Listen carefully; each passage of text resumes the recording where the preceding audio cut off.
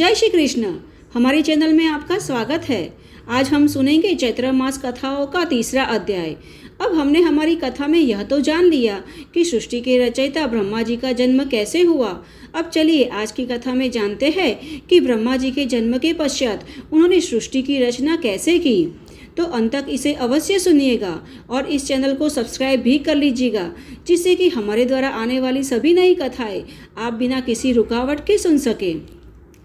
हमने देखा कि ब्रह्मा जी ने ब्रह्मांड का पूर्ववत सृजन करने का निश्चय किया और इस कार्य हेतु भगवान की कृपा दृष्टि प्राप्त करने की इच्छा से उनकी स्तुति करने लगे। और ब्रह्मा जी की स्तुति सुनकर भगवान स्पष्ट देख पा रहे थे कि ब्रह्मा जी के मन में सृष्टि को लेकर भारी चिंता है तथा प्रलयकारी अथाह जल को देखकर मानसिक रूप से हताश भी है। तब उन्हें प्रोत्साहन देने के लिए भगवान गहरी तथा गंभीर वाणी में बोले, ब्रह्मा जी, चिंतित एवं हताश होने की कोई आवश्यकता नहीं है, क्योंकि आपकी यह सब इच्छाएं पहले से ही पूर्ण हो चुकी है। मेरा ध्यान करते हुए स्वयं को सुदृढ़ता पूर्वक भक्ति पथ पर स्थित करें और इस प्रकार समस्त ज्ञान आपके हृदय में उदित हो जाएगा। जब आप अपनी सेवाओं में लीन होंगे उस समय आप मुझे अपने तथा संपूर्ण ब्रह्मांड के भीतर देख पाएंगे और आप यह भी देख पाएंगे कि आप यह ब्रह्मांड तथा अन्य सब प्राणी मेरे भीतर भी है। इस तरह इस दिव्य दृष्टि को प्राप्त करके आप समस्त मोह माया से मुक्त हो जाएंगे तथा इस प्रकार आपके भय का कोई कारण शेष नहीं बचेगा, क्योंकि आपने ब्रह्मांड एवं जीवों की सृष्टि करके मेरी सेवा करने की इच्छा की है। मेरी कृपा से आप कभी भी अपने कार्यों में असफल नहीं रहेंगे। और विश्वास रखें, यदि आप अपने चरित्र को मुझ में स्थित रखेंगे तो तथाकथित भौतिक कार्य करते समय भी आप रजोगुण से प्रभावित नहीं होंगे। ब्रह्मा जी, अपने जो भी मेरी स्तुति की है, आपने जो तपस्या की है और आपका मुझ पर जो दृढ़ विश्वास है, उसे मेरी कृपा का फल ही समझो। मैं आपकी प्रार्थनाओं से अति प्रसन्न हूँ और मेरे आशीर्वाद से आप अपनी चेष्टाओं में सफल रहेंगे। अब यह कहकर भगवान नारायण अंतर ध्यान हो गए और ब्रह्मा जी भगवान के निर्देशानुसार 100 दिव्य वर्षों तक तपस्या करने लगे।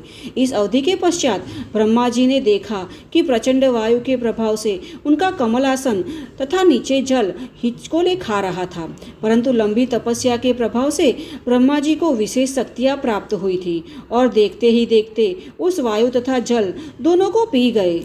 तब ब्रह्मा जी ने देखा कि यह कमल संपूर्ण ब्रह्मांड में व्याप्त है और समस्त लोग उसमें अंतर समाये हुए हैं।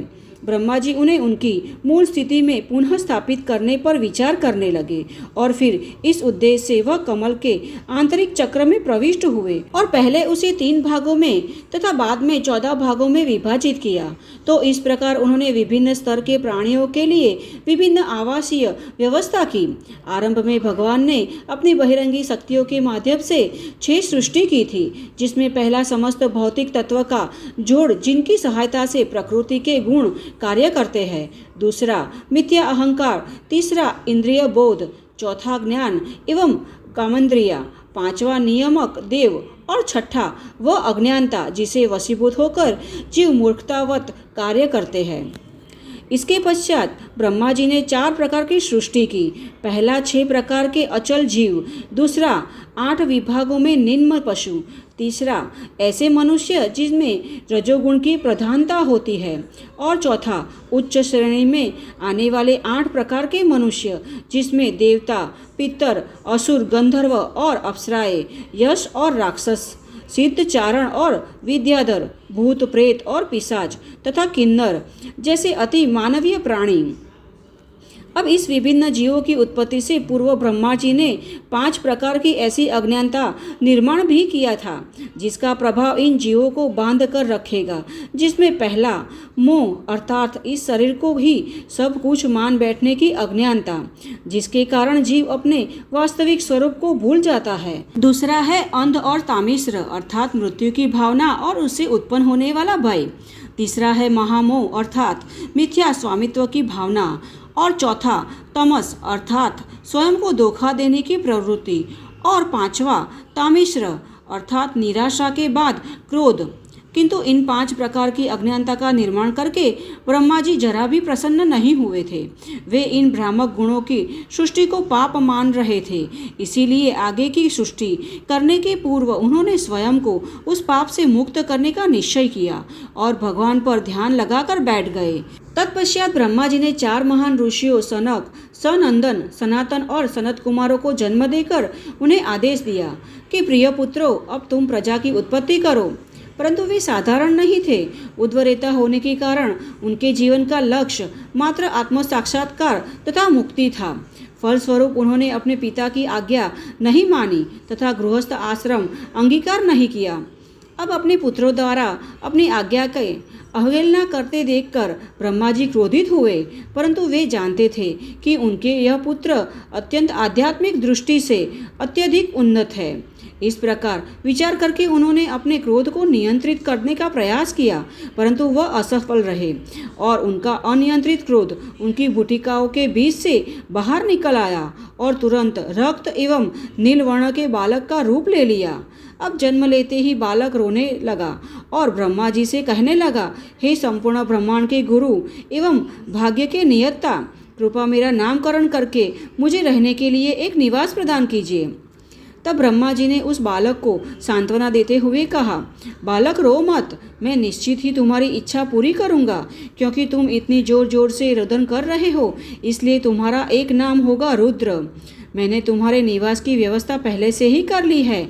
वह स्थान है हृदय, इंद्रिया, प्राणवायु, आकाश, वायु, अग्नि, जल, पृथ्वी, सूर्य, चंद्रमा और तपस्या।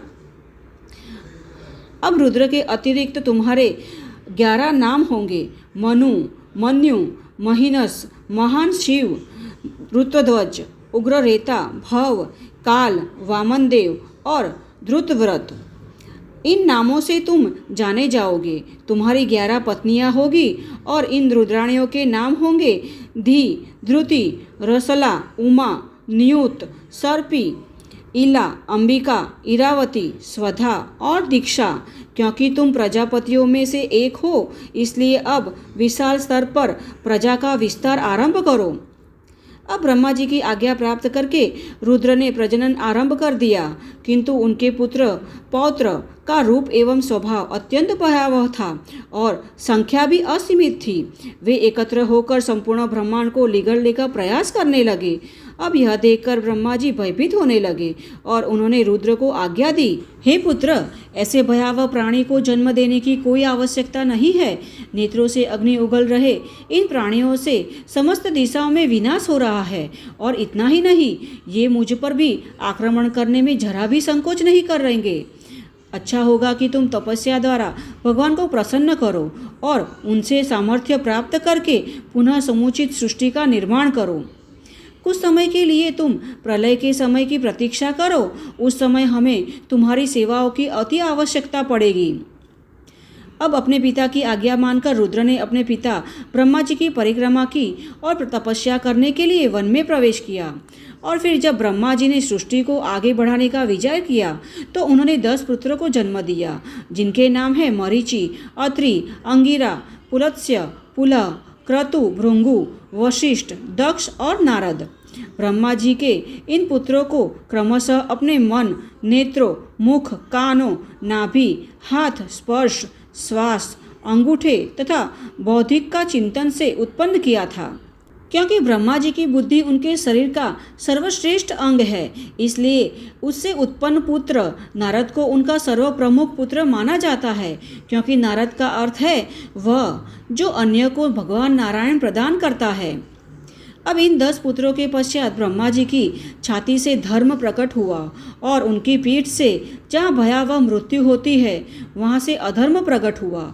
उनके हृदय से वासनाओं और कामनाओं का जन्म हुआ तथा उनकी भुकुटियों के बीच से क्रोध का। ब्रह्मा जी के होठों से लोभ प्रकट हुआ और तथा उनके मुख से वाक शक्ति प्रकट हुई। ब्रह्मा जी के शीशन से समुद्र प्रकट हुआ और उनके गुदाद्वार से निकृष्ट एवं घृणित कार्य प्रकट हुए। ब्रह्मा जी की परछाई से कर्दम मुनि का जन्म हुआ। तब उनसे वाक नामक एक पुत्री ने जन्म लिया। अब उसे देखकर ब्रह्मा जी के मन में कामुक विचार उत्पन्न होने लगे। यद्यपि उस कन्या के मन में ब्रह्मा जी के प्रति ऐसी कोई भावना नहीं थी। अब कामुकतावश ब्रह्मा जी को अपनी ही पुत्री के पीछे दौड़ते देखकर उनके मरीचि आदि पुत्र सम्मानपूर्वक अपने पिता को संबोधित करने लगे। वह भली भांति परिचित थे कि उनके पिता के इस असाधारण व्यवहार के पीछे निश्चित ही कोई महान उद्देश्य होगा। तब मरीचि आदि सभी पुत्रों ने अपने पिता ब्रह्मा जी को समझाया और उनके इस वचनों को सुनकर ब्रह्मा जी भी लज्जित हो उठे और उसी क्षण अपना शरीर त्याग दिया। तब वह शरीर अंधकार में जन्म लेने वाली ऐसी भयावह धुंध के रूप में प्रकट हुआ जिसने समस्त दिशाओं को ढक लिया। और फिर जब ब्रह्मा जी ने पुनः सृष्टि कार्य को आगे बढ़ाने का निश्चय किया तो उनके 4 मुखों से 4 वेदों की उत्पत्ति हुई। उसके बाद यज्ञ सामग्री, धर्म के 4 सिद्धांत तथा वर्णाश्रम के 4 विभाग प्रकट हुए। ब्रह्मा जी के 4 मुखों से पुराणों तथा इतिहास प्रकट हुए जिन्हें 5 वेद भी कहा जाता है। तत्पश्चात वेदों का पूरा ज्ञान प्रकट हुआ जिसमें संस्कृत अक्षरमाला, संगीत स्वर, सैन्य कला, आयुर्वेद के 7 तर्क वितर्कों एवं साहित्य की शैली तथा शब्दावली का समावेश था। अब ब्रह्मा जी ने सृष्टि कार्य को पूरा करने के लिए एक ऐसा शरीर स्वीकार किया जिसमें स्त्री संग वर्जित नहीं था। परंतु इतना करने पर भी जब उन्होंने देखा कि सृष्टि में प्रजा का विकास पर्याप्त गति से नहीं हो रहा है, वह गहन चिंता करने लगे। वे इस प्रकार चिंतन कर ही रहे थे कि उनके शरीर से 2 रूप पृथक होकर संभोग में रत हो गए। पुरुष रूप स्वयंभू मनु हुए और स्त्री शतरूपा। अब उन्होंने 2 पुत्र तथा 3 पुत्रियों को जन्म दिया। पुत्र के नाम थे प्रियव्रत और उत्पानपाद तथा पुत्रियां थी आकृति, देवहूति और प्रसूति। इनमें से ज्येष्ठ पुत्री आकृति का विवाह ऋचि ऋषि से हुआ, देवहूति का कंदर्प मुनि से तथा सबसे छोटी प्रसूति का विवाह प्रजापति दक्ष से हुआ और उनके द्वारा यह जगत धीरे धीरे प्रजा से भरने लगा। तो इस प्रकार ब्रह्मा जी ने भगवान श्री हरि नारायण की कृपा और आशीर्वाद से इस सृष्टि का सृजन किया। तो यह थी आज की हमारी चैत्र मास की कथा। यह कथा आपको कैसी लगी यह हमें कमेंट बॉक्स में लिखकर अवश्य बताना और अगर अच्छी लगी है तो इसे अपने मित्र और परिवार में भी शेयर करना जिससे कि उन्हें भी यह कथाएं सुनने का लाभ और पुण्यफल प्राप्त हो सके। तो चलिए हमारे शास्त्र और धार्मिक ग्रंथों में वर्णित ऐसी ही वैदिक और सच्ची कथाओं के साथ फिर से मिलते हैं। तब तक के लिए जय श्री कृष्ण।